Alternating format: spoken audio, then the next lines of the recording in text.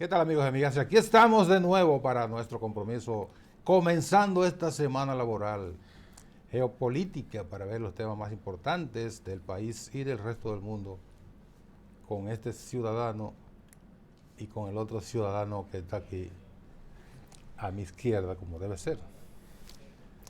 Buen día, Jorge. Con la izquierda saludamos a todos nuestros amigos televidentes y a radioyentes y a todos los que se conectan a través de las redes. Vayan y radio oyente. y reoyentes. Sí, porque hay una repetición permanente de los temas. Y señores, síganse cuidando del calor. El mundo sigue agobiado con esta ola de calor. El clima sigue siendo el punto de más discusión internacionalmente ahora con la guerra de Ucrania como perfil, pero el calor que se está generando está batiendo récord en diferentes países donde el termómetro, aparentemente los mercurios, van a explotar los cristales que lo contienen. Que es cíclico todos los años para el verano. No, ahora ha sido una cosa estrepitosamente. Entonces, verano caliente en todas partes. Y entonces, en términos climáticos, hay... Y todos los años, julio, agosto y parte de septiembre, o sea que siempre es fuego. Siempre ha sido fuego, pero ahora la ola de calor ha disparado los termómetros a nivel mundial, sí, y por primera vez se superan los 17 grados promedio a nivel mundial y las temperaturas del planeta. Y tú tienes por ahí que tenemos en Canadá incendios, sí, forestales. Pero tú tienes en Sudáfrica y Corea del Sur y en Sudán inundaciones por lluvia.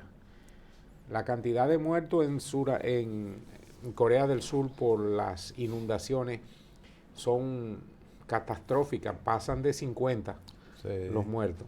Pero también tú tienes dos elementos ahora importantes de discusión del clima, una en China, en Pekín.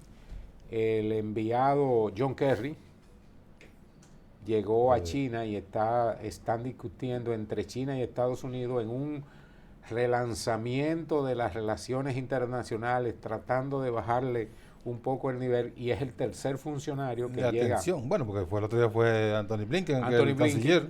Y anteriormente había ido la secretaria del Tesoro.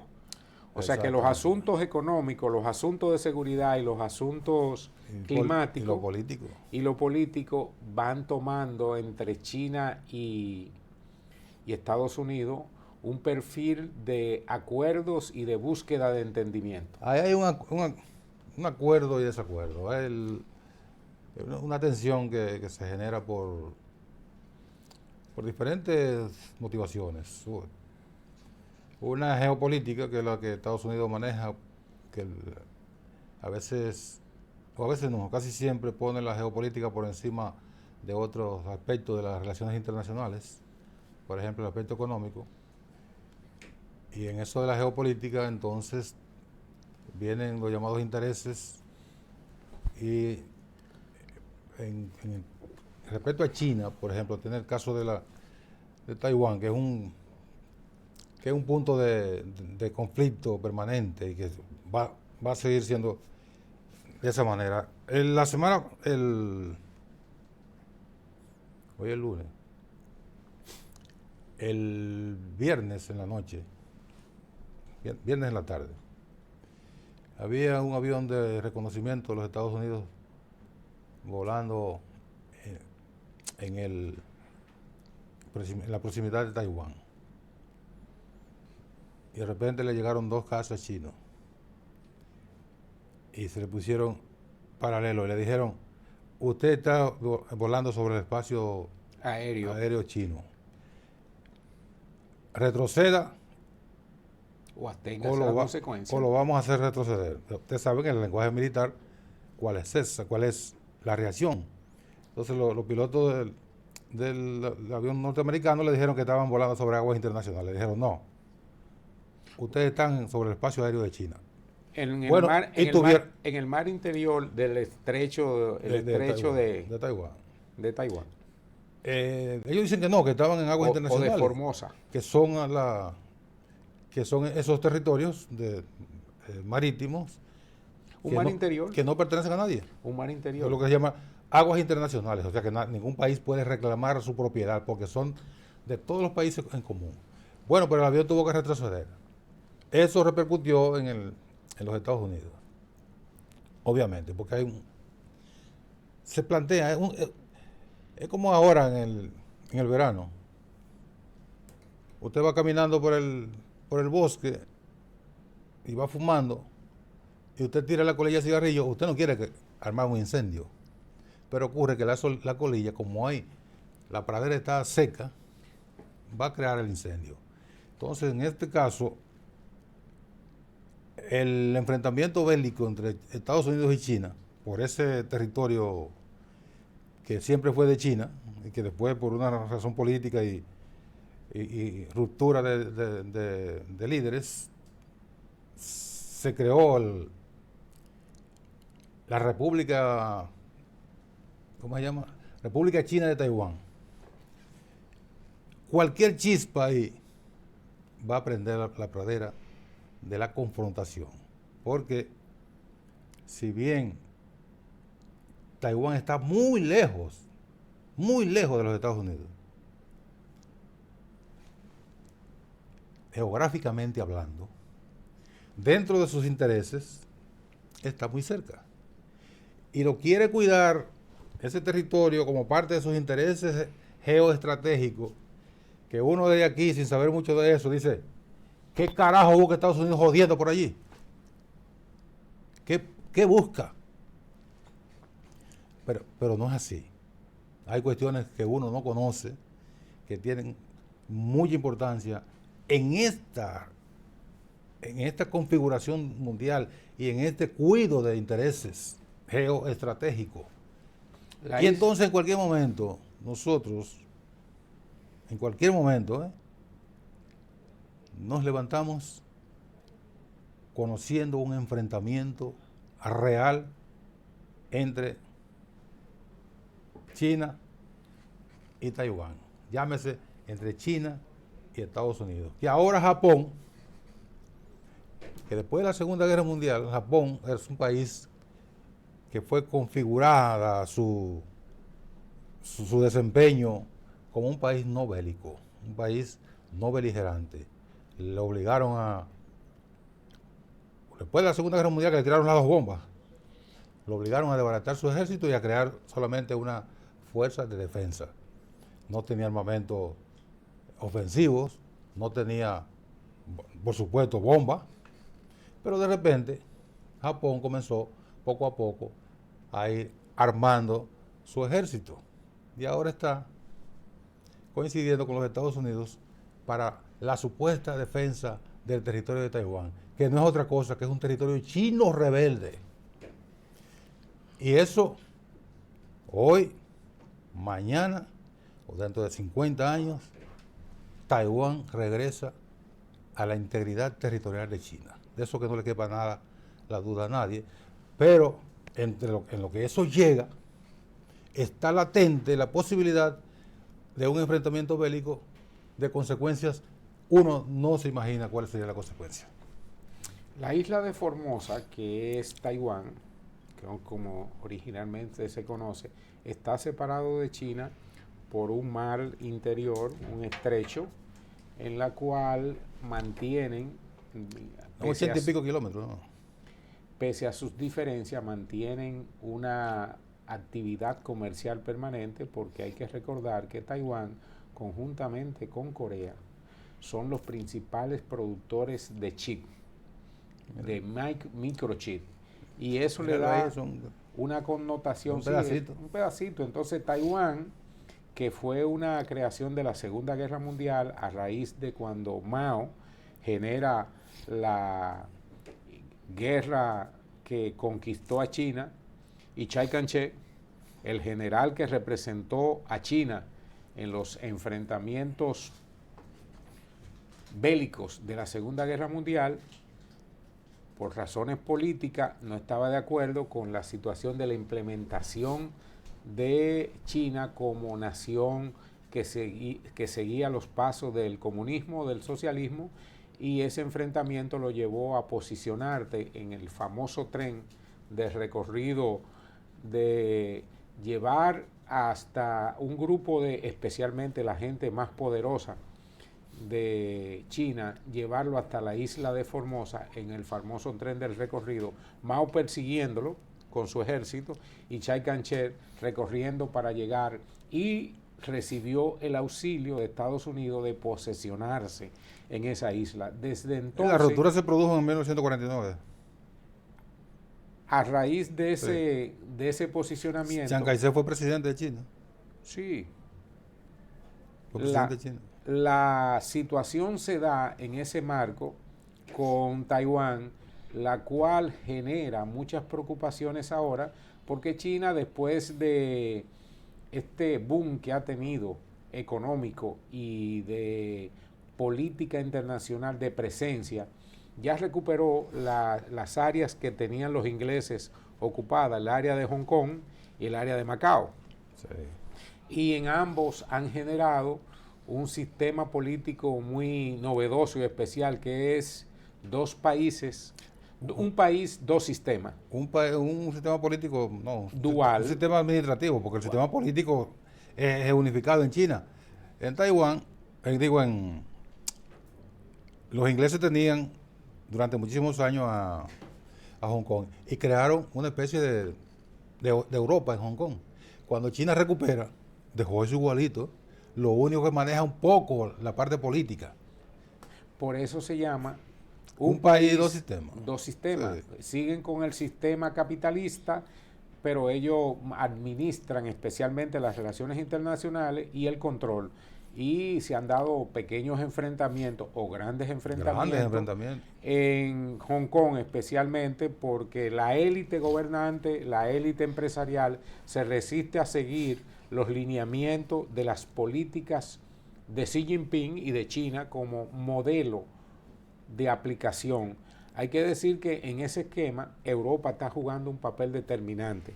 También porque Europa, que ahora con la situación ucraniana, de la guerra de Ucrania, es el principal afectado por el suministro de energía desde Rusia, y después de la destrucción de los dos gasoductos que vienen desde Rusia por el mar Atlántico, el norte del Atlántico, el Nord Stream 1 y el Nord Stream 2, esos oleoductos fueron bombardeados, no se sabe por quién. Rusia dice que eso fue Estados Unidos, Ucrania dice que eso es los propios rusos para no suministrarlo. Oye, entonces la verdad de cuando muere ucraniano apoyado por Estados Unidos. La situación es que la política internacional siempre depende del cristal, de los intereses, de lo que expresan, y viven acusándose mutuamente del caso. Pero hay que decir que en ese esquema y con lo del clima se está celebrando la reunión CELAC,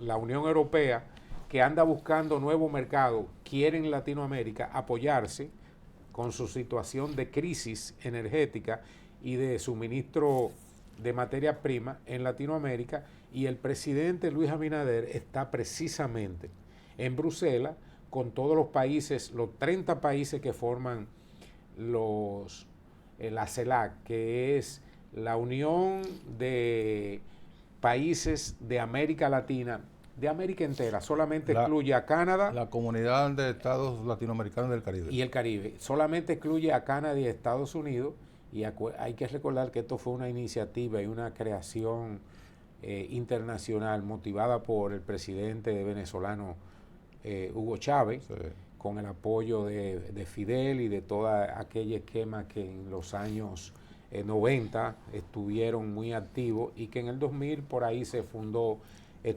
a comienzo del 2000, de ahí arrancó, sí, para acá. Exactamente, se formó esta unión que ha dado muchos resultados y que tiene también una relación directamente con China. Pero en ese esquema hay que decir que el punto clave que el presidente Abinader está participando es Brasil y Lula da Silva, porque está presidiendo el Mercosur, Lula da Silva, viene de reunirse y de posesionar en China a dirigir el Banco Asiático a Dilma Rousseff, el Banco del BRIC. El Banco del BRIC. Entonces, el BRIC con Rusia, con India, con China, ese esquema, y Brasil y Sudáfrica, de desarrollo, el que hace la transición con la CELAC y para la Unión Europea, precisamente el hombre clave debe ser Lula da Silva, sí, en ese esquema de geopolítico en la cual se están buscando muchísimos entendimientos, y especialmente uno de los temas principales es el clima, y es la temperatura elevada y es el cambio climático. Nosotros, que como parte del planeta, digo nosotros, hablo de América Latina, excepto Estados Unidos, hablo de América Latina, cuando se mete Estados Unidos y a Canadá, hay que hablar de América, del continente, pero cuando hablamos de América Latina se sacan a Canadá y Estados Unidos. Nosotros en América Latina somos de los menos agresores del planeta, porque nuestra industrialización, insisto, sacando de Estados Unidos, que tiene una altísima, bueno, no hay que decirlo, y Canadá, que tiene una industria pesada de la más activa del mundo, nosotros casi no emitimos. El caso de Canadá, sus emisiones son muchas, pero tiene mucho territorio de compensación. Demasiado territorio. De compensación. Los glaciares, todas esas cosas. Pero en el caso de Estados Unidos, su llamada huella de carbono es mucho más negativa que positiva. Nosotros, insisto, con el Amazonas, que es un ecosistema casi mundial, la cordillera de los Andes y otras cadenas montañosas, nuestro equilibrio ecológico puede decirse que está garantizado.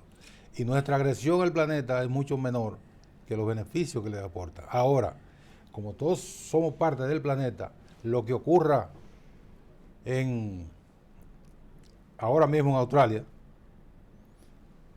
puede afectar aquí.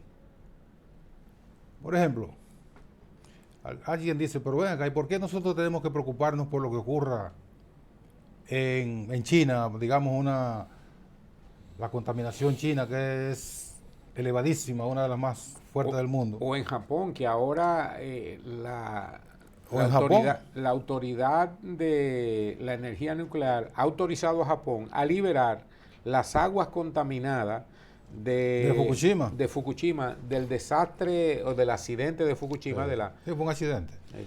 Entonces yo lo que le digo, bueno, pero está bien, eso está muy lejos. ¿Y a cuántos kilómetros está, por ejemplo, el desierto del Sahara de aquí? Miles y miles, pero el polvo llega hasta aquí. Porque es una sola atmósfera. Lo que ocurre en un punto del planeta afecta al resto del planeta, porque es una sola atmósfera. No hay una atmósfera que tenga una frontera atmosférica entre Asia y el Caribe. No, mira, es una sola atmósfera. Esa es una de las exigencias, ese punto que tú mencionas en la discusión de la CELAC y Unión Europea, y es que a Brasil se le está exigiendo una postura mucho más rígida en el control y en salvar el área del Amazonas.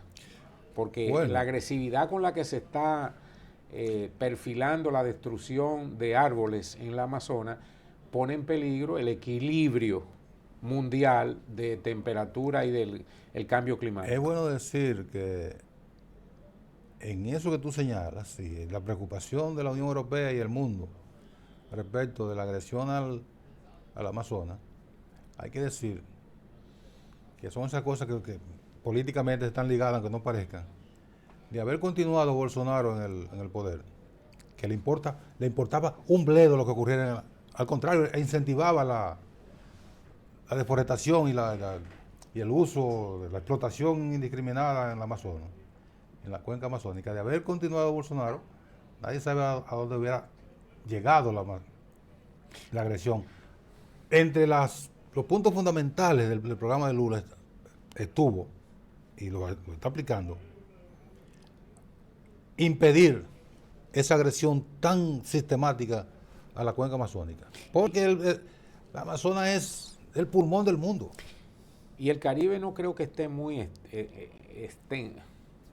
esté fuera de los peligros del cambio climático, porque con la subida del nivel de los mares, producto del deshielo de los caquetes polares, muchas de las islitas nuestras y de las ciudades que son costeras tendrían a estar inundándose y recibiendo elementos de olas que provoquen una pérdida de territorio en muchas de las islas nuestras. Grandes olas que nosotros no tenemos para que la gente lo entienda, no tenemos esa cadena de arrecifes en los mares que puedan... Ni cadenas de montañas. En el caso nuestro de República Dominicana tenemos algunas montañas importantes, sí, pero la gran mayoría de las islitas del Caribe están a cielo abierto. Expuestas a que sean inundadas y desaparecer como naciones. Cualquier oleaje anormal termina afectando esas islas que no tienen ese rompeola que le pueda operar como muro de contención. Vamos a la pausa y regresamos de inmediato.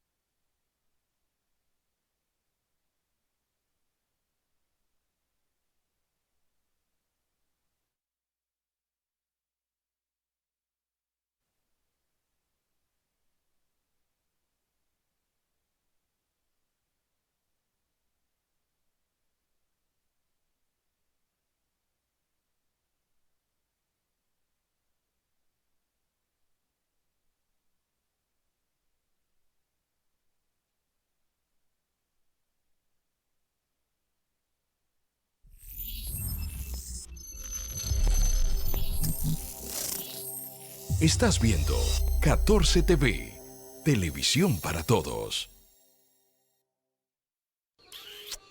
¡Ay, qué bello! Yo soy feliz con lo que tengo, más con mi esposo. Bien viejo, se la buscó ahí.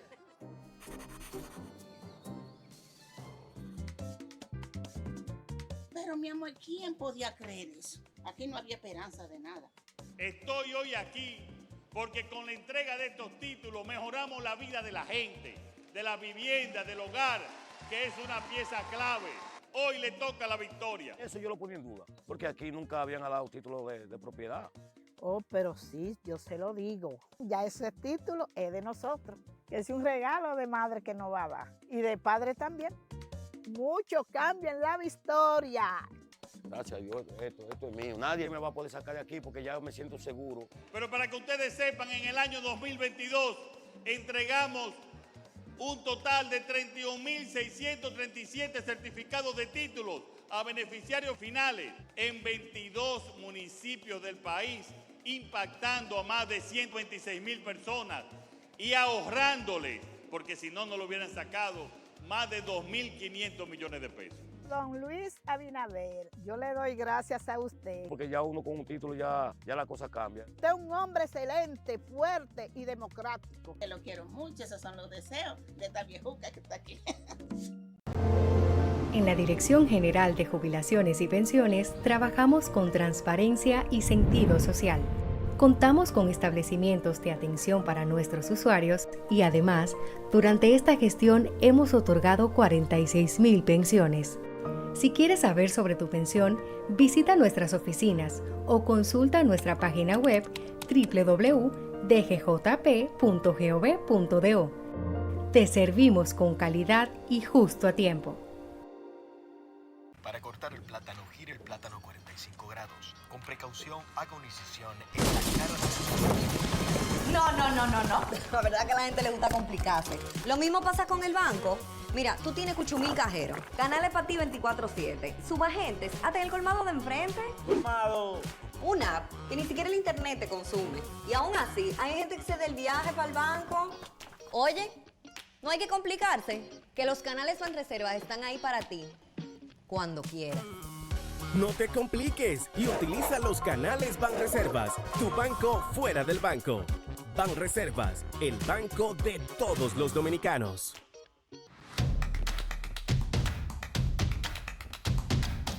Envía tus denuncias por WhatsApp 809-815-1992.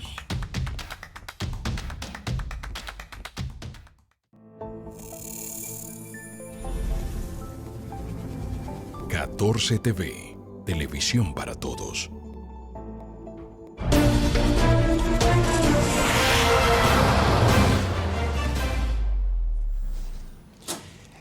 Mira, Jorge, volviendo al patio. El fin de semana, el sábado específicamente, el Partido Fuerza del Pueblo proclamó la precandidatura del doctor Leonel Fernández como precandidato único. Lo que significa de ello que es una candidatura. Y le dio la bienvenida a una de las figuras más importantes del tránsito de las propiedades del parte del CAO. Tránsito del CAO. Del CAO. A tu amigo Juan Ubiere. Parte del caos. De Juan Ubiere. La verdad que la política tiene esa connotación especial de permitir que todo es posible. En campaña, Jorge. Así que el presidente Leonel Fernández será candidato por la Fuerza del Pueblo y la encuesta lo señala muy bien posicionado, y Juan Ubiere y Soto Jiménez se encuentran ahora, mira qué bien. Sí. El ex general Soto Jiménez se encuentra con Juan Ubiere. No sabemos dónde será el enfrentamiento más del conocimiento y del posicionamiento, pero eso indica que el crecimiento es sostenido porque están coincidiendo sectores tan contradictorios en el entorno de la figura del presidente Leonel Fernández, que llama a reflexionar y a observar por parte de la ciudadanía un voto comprometido. Yo he visto algunas críticas que yo entiendo que son válidas a ese encuentro, a ese acuerdo político electoral, más electoral que político. Que dicen que como es que Juan Ubiere le dijo a Leonel Fernández de todo, tiempo pasado,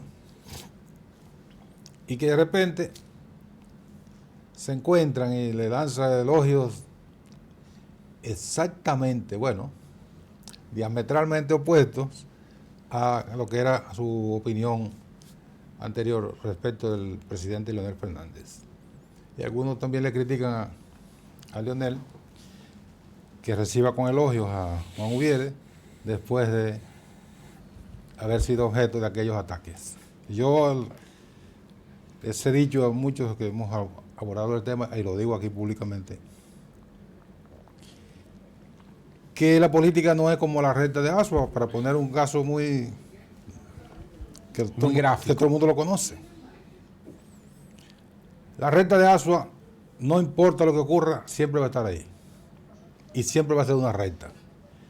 Entonces, la política y la historia no son una recta. Tienen muchos cruces, tienen muchos vericuetos, tienen muchos zigzags. Pero dentro de ese esquema de posicionamiento político hay que valorar los conocimientos tecnológicos que permiten a los medios de comunicación guardar el posicionamiento de la gente y sus opiniones sobre temas. Está bien. Que en un momento determinado es increíble, una persona decide tomar el posicionamiento que se le ocurre e inmediatamente salen a relucir cosas que dijo antes. Sí, pero ven acá, ¿y qué contradicción mental es usted es un delincuente? ¿A quién? ¿Leonel Fernández? El presidente Leonel Fernández. Quítame eso. Usted es un delincuente. ¿Y por qué tiraron eso ahí? Porque ese era el posicionamiento eso fue lo que dijo Juan anteriormente. Lo que decía Juan Ubiere anteriormente sobre Leonel Fernández. Y ahora dice exactamente lo contrario. Que es un referente para... Pero yo lo que estoy destacando es que tecnológicamente la gente es lo suficientemente y permiten los nuevos esquemas archivar y tener disponible todo lo que una persona ha ejecutado sobre cualquier tema. Eso es una forma de decir, bueno, usted no es coherente, usted tenía tal posición ayer y hoy tiene otra. Y yo insisto, la política no se mira así. Eso en el caso de Juan Ubiel. Ahora en el caso del presidente Leonel Fernández, también he dicho, lo digo respecto de Leonel y de otros políticos. Y también lo voy a graficar. Las campañas electorales son como un río bajando. Creo que lo he dicho en otras ocasiones. Un río crecido lleva agua, por supuesto, pero lleva lodo, lleva ramas, lleva latas viejas, lleva animales muertos, lleva de todo. Y un político en campaña no puede sentarse a discriminar, tú me apoyas y tú no me apoyas, porque le va a ocurrir como el profesor Juan Bosch en el año 1990. El apoyo incondicional de Jacobo Magluta lo rechazó. 7%. Para comenzar por ahí, 7% sacó Jacobo como presidente como candidato del Partido Revolucionario Independiente, el PRI. El PRI, que dirige ahora nuestro amigo Trajano Santana. Que hay que venir, que eso era de un acuerdo que venía de la gestión de separación y división dentro del PRD, sí. Donde cada uno, Peña Gómez formó su salió partido. El BIS y salió el PRI y el BIS. Bueno, el BIS que dirige también Peña Guava, el hijo el gordo. El gordo de Peña, que es todo un gurú ahora de la política. No, de un armador. Entonces, don Juan rechazó eso y dijo, fue a un programa de televisión solamente a decir lo siguiente: a los que están propiciando un acuerdo con Jacobo Magluta, yo le digo que yo no cruzo por el camino donde Jacobo haya cruzado en un año antes. De esa forma tan radical que era, lo rechazó. Ya era incondicional el apoyo a Jacobo. Ya el de Peña era un poco más condicionado porque se habló de la candidatura para Peña, etcétera. También lo rechazó. Pero lo rechazó también con las categorías, porque él decía de Peña Gómez, en esa época Juan Bosch decía, que usted es un degenerado. Pero ya habían morigerado un poco la... Y pregúnteme por qué, decía Juan Bosch, pregúnteme por qué, que le voy a decir por qué usted es un degenerado. Y Peña lo decía, ese es mi papá. Yo sé por qué fue. Es mi papá. ¿Usted sabe por qué fue? Sí, yo no tengo... Bueno, la vida pública... No tengo por qué decirlo. La vida pública de los anteriores líderes, la única que se debate y se logra dilucidar en los medios de comunicación con pelos y señales, amores, besos y diatriba, es la de Balaguer. Tampoco. Es un viejo bandido que nunca mantuvo a nadie. No, tú oíste bien. No, yo te acepto tu condición y tu espacio, pero ¿a qué no le dice por qué Juan Bosch le decía a Peña Gómez degenerado? Bueno, porque Peña era mi compadre. Era tu compadre y eso le da una connotación. Esa es la política dominicana. Esa es la política dominicana. Entonces, Leonel Fernández lo queremos... Pero déjame decir lo que yo quiero decir del acuerdo. Dale del acuerdo. No me incidente el comentario para meter aquí al doctor Balaguer, que me distinguió muchísimo también. Claro. Pero la sociedad dominicana no sabe por qué era que Juan Bosch le llamaba degenerado. Y por mí no lo van a saber. No, perfecto, eso está muy bien. Por mí no lo van a saber. Entonces le rechazó el acuerdo tanto a Peña como a Jacobo. Y Balaguer le ganó le ganó, entonces si usted quiere póngale comillas. 1 punto y pico. Ponle comillas también a lo de degenerado y es más fácil. 1 punto y pico. Le ganó. Entonces, por rechazar. Entonces, Leonel Fernández, que anda buscando articular una candidatura que tenga alguna posibilidad, no puede estar poniéndose a decir, no, usted me dijo ayer que yo era cualquier cosa y que no, yo no lo necesito. No. En política todo es necesario. ¿De quién habla peor el acuerdo? De los dos habla muy mal. No, pero yo dije, habla muy mal del que pronunciaba cosas. Yo dije. Y que ahora pronuncia las contrarias. Está bien, pero yo porque dije, es una contradicción.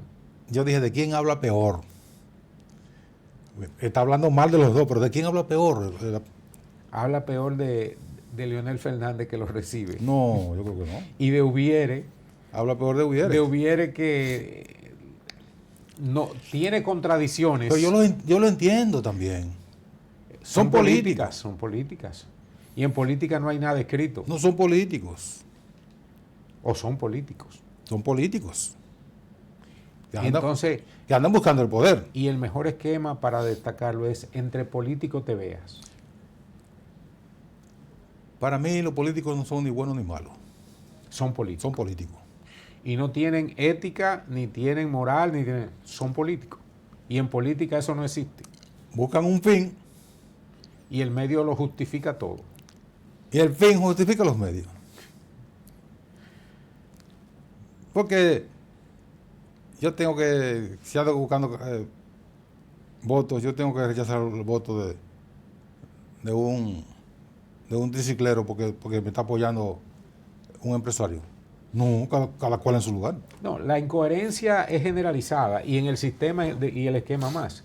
Porque ahora tenemos que todos los descendientes de Juan Bosch y todos los descendientes de Peña Gómez, los partidos que ellos prolijaron y que le dieron una expresión social, organizativa al pueblo dominicano para que pudieran expresar en las diferentes épocas los votos liberales supuestamente o nacionalistas, la contradicción del discurso como la de Juan Ubiere es idéntica, porque se pasaron la vida entera, tanto los descendientes de Peña Gómez como los de Juan Bosch, hablando en contra de la reelección, que eso era malo, que eso era furtivo, que el desastre del país se generaba por la reelección, que eso era el cautiverio.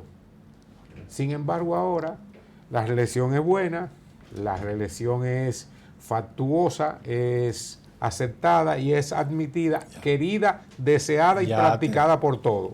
Ya te dije, eso mismo, aplica lo que acabo de decir de los políticos. Son políticos. Son políticos. Políticos. Son políticos. Políticos. Vamos a la pausa y venimos a hablar un poquito de Haití.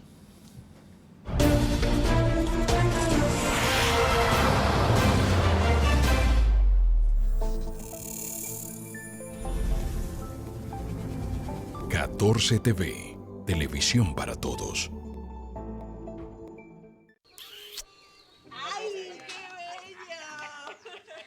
Yo soy feliz con lo que tengo, más con mi esposo. Bien viejo, se la buscó ahí.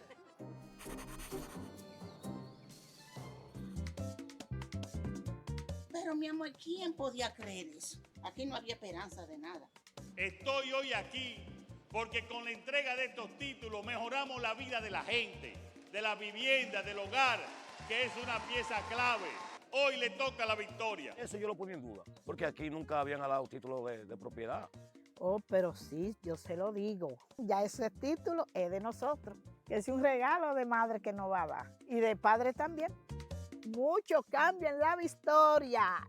Gracias a Dios, esto es mío. Nadie me va a poder sacar de aquí porque ya me siento seguro. Pero para que ustedes sepan, en el año 2022 entregamos un total de 31.637 certificados de títulos a beneficiarios finales en 22 municipios del país, impactando a más de 126,000 personas y ahorrándoles, porque si no, no lo hubieran sacado, más de 2.500 millones de pesos.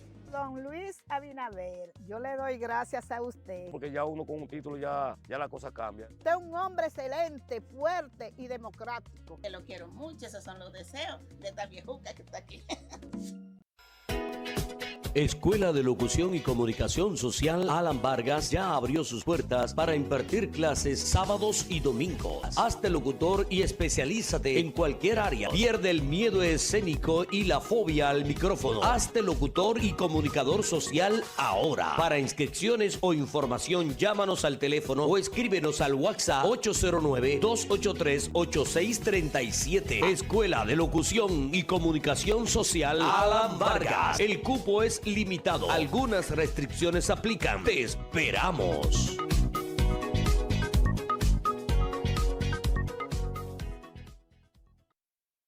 De aquí voy yo para donde María a buscar el dinero. De ahí paso al banco a pagar la tarjeta de crédito. A pagar la multa que me pusieron. Y a ver si Michael ya me mandó el dinero. Ay, Rosita, date prisa que aquí yo estoy demasiado tarde. Tú te vas a complicar, mija. No, hombre, no, mira. Esos pagos, la multa también y las remesas, lo resuelves todo en tu agente de Banreservas. Todo de un pronto y sin pagar comisión, more. Con tantas soluciones a mano, ¿por qué hay que complicarse? No te compliques y utiliza los canales Banreservas, tu banco fuera del banco. Banreservas, el banco de todos los dominicanos.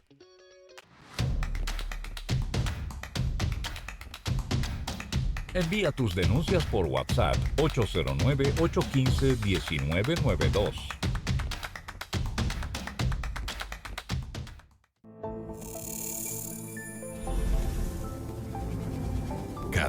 TV, televisión para todos.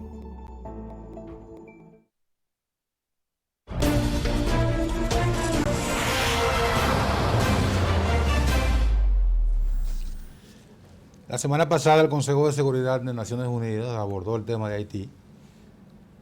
Bueno, hay que decir que el primer ministro haitiano está en Bruselas, tratando de ver cómo logra de la Unión Europea algún tipo de apoyo para las diversas iniciativas que se están manejando para la situación haitiana. Pero el Consejo de Seguridad dejó abierta la posibilidad de la creación de una llamada fuerza multinacional.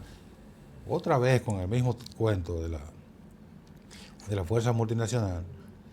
Y en caso de fracasar en el intento, que va a fracasar porque hay muchísimos países que no van a poner sus soldados para integrar esa fuerza, en caso de no lograr esa fuerza multinacional de ocupación, entonces se encargaría la ONU de enviar una misión de los llamados cascos azules. Otro desastre, pues ya no es la primera vez.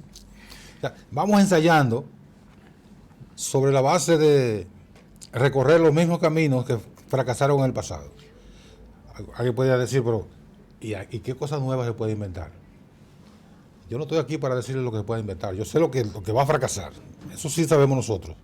Porque ya tenemos la historia de diversas iniciativas de esa naturaleza que han fracasado, incluyendo la última, que después de 17 años de la llamada MINUSTAH, lo que dejó a Haití fue desastre total. No hay nada que la ONU pueda señalar como, mira, esto nosotros lo logramos, porque logramos estabilizar a Haití, porque no lo estabilizaron nada. Cuando se va la fuerza, lo que surge entonces es un ejército irregular de miles de bandas, creando una inseguridad inmensa en Haití. En Haití, en la isla. En Haití, en la isla, porque no ha trascendido aquí con el impacto que puede tener en algún momento por la determinación de las autoridades dominicanas de mantener a raya a esos delincuentes y por el ejército, y se cuelan. Y el ejército dominicano, que aún con sus debilidades de falta de control estricto en la frontera y que hay unos negocios, una cosa, hay que decir que las Fuerzas Armadas es el punto focal de mantenimiento a raya, especialmente de la banda. Claro, por eso digo las autoridades, que comenzaron obviamente por el ejército. Y bueno que tú lo señalas, que es en Bruselas donde se está dando, en el propio de lo que hablábamos al inicio del programa, en el sentido de que allí se está celebrando la cumbre del CELAC, de la Comunidad Latinoamericana de Países y del Caribe, cual forma parte de Haití. Y la cual forma parte de Haití, y el primer ministro haitiano está allí tratando de negociar y de buscar algún tipo de solución,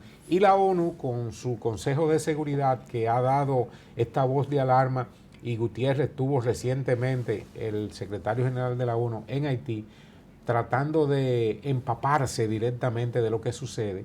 Hay que decir que el planteamiento debe enfocarse hacia temas específicos. Si bien ningún país de América o del mundo quiere intervenir militarmente o prestar sus fuerzas o su población militar para que intervenga en Haití, producto del mismo fracaso y de la inseguridad que se genera. Hay temas tan puntuales como de lo que se están discutiendo en Bruselas, como el cambio climático. Óyeme, en términos de cambio climático, Haití es un desastre. Hay una desertificación fuera de serie de todo el territorio haitiano, en la cual es improductivo porque las fotografías aéreas de hace 20 años de aquel documental que produjo Al Gore nos decían que República Dominicana, producto de sus buenas gestiones presidenciales y de gobierno, conservaba una masa boscosa que había crecido. Sin embargo, en Haití era una desertificación total. Este puede ser un tema de inicio y de comienzo para poder generar algún tipo de espacio en Haití, de entendimiento entre los diferentes sectores y el mundo, porque es que nadie quiere intervenir. Y ahí por aquí ahora anda, aquí en el país, el ex embajador de Canadá, Graham, que es uno de los principales actores de las acciones en Haití, que siempre han estado en favor, tanto Estados Unidos, Canadá y Francia, de que sea República Dominicana la que reciba ese impacto. Y toda esa teoría de esas conspiraciones y de esos fraudes que tiene él en su cabeza, tanto cuando fue embajador como ahora, lo único que hace es buscar espacio para tratar de amilanar, destruir el liderazgo nacional, histórico o presente, con la finalidad de que ese debilitamiento del liderazgo nacional le permita a la comunidad internacional lograr una mayor presencia de migrantes haitianos en República Dominicana. ¿Y qué culpa tiene Graham del fraude del 94? Bueno, ya tú quieres derivar otra cosa. Yo te puedo decir en lo que ellos tuvieron la culpa. Graham y Pastorino, que era que estaba primero, y después la embajadora de Estados Unidos, fueron los principales actores en la propuesta que le hicieron a Balaguer de ese momento, de la instalación de 5 grandes... Eso fue Clinton directamente, no fue ningún Pastorino ni nadie, fue Clinton que lo generó, y Canadá y Francia, de la aceptación de 5 grandes campamentos de refugiados. Y Balaguer le dijo simplemente que no. Sí. Que no, que aquí no era posible instalarlo, que lo hicieran en Haití, que nosotros también lo íbamos a apoyar. Que lo apoyábamos. Lo apoyábamos.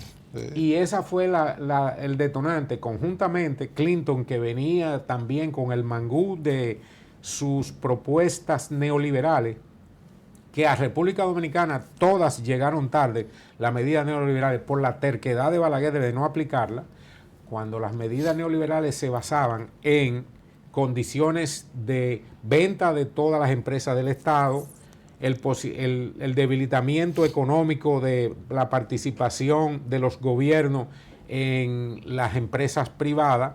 Y hay que decir que, producto de la historia, República Dominicana, con la condición de que Trujillo era el propietario de todo, y todo eso pasó a ser propiedad del Estado, y que después de ese proceso, con Leonel Fernández, se aprobaron las leyes neoliberales en la cual sufrimos las consecuencias del desprendimiento del Estado dominicano de toda su estructura productiva. Y eso era lo que Graham estaba planteando en su momento, y que entendían ellos de manera errada, tanto con el tema haitiano como con el tema neoliberal, que Peña Gómez era la persona más adecuada.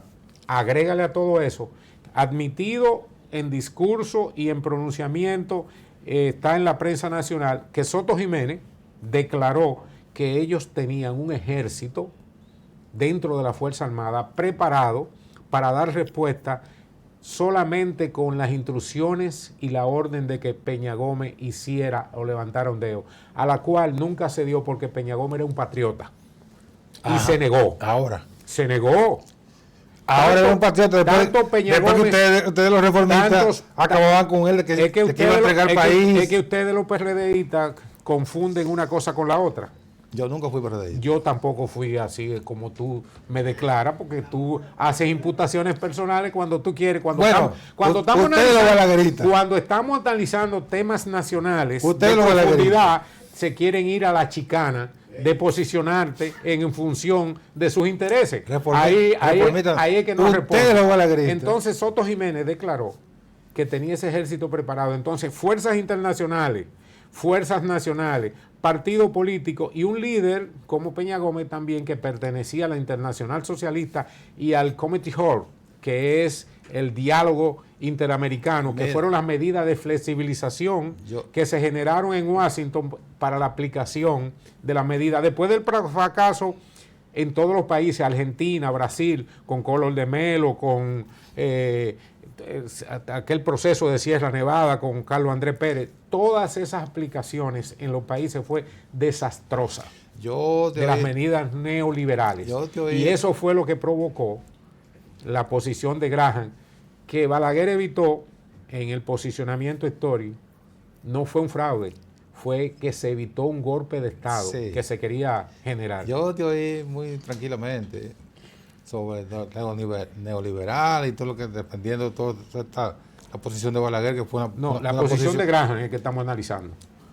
Porque eso fue lo que tú me preguntaste. Yo te oí tranquilo. Yo no te pregunté, porque tú no estás aquí entrevistado. Yo no te pregunté. Pero fue lo que tú cuestionaste y te expliqué de dónde nace el posicionamiento de Graham. Yo conozco todo eso porque... es un panfletero. Para tu información... Conjuntamente con... No, yo lo voy a rebatir a los dos con el libro que estoy escribiendo, que yo sí sé de lo que estoy escribiendo. Ellos están hablando mierda, los dos. Yo sí sé lo que vamos a hablar. Yo te oí muy tranquilo sobre la venta de las empresas. De eso pudiéramos hablar una hora tú y yo, para rebatirte una por una y decirte lo beneficioso y lo perjudicial que resultó ese proceso de capitalización o de lo que sea de las empresas públicas, de los ingenios, de la CDE, que surgió CEE, cuántas E que le agregaron, y las empresas de corte. Por eso lo vamos a debatir tú y yo un día. Solo vamos a debatir ese tema. Vamos a hacer un foro para discutir ampliamente. Solo vamos a debatir ese tema tú y yo, para que te voy a pelar el plátano como... para que la gente vea. Si él pela el plátano, hacemos un sancocho. Para que vea quién tiene la razón en eso de que vendieron las empresas, etcétera, etcétera. Todo eso es un mito. Terminamos por el día de hoy. Hasta mañana.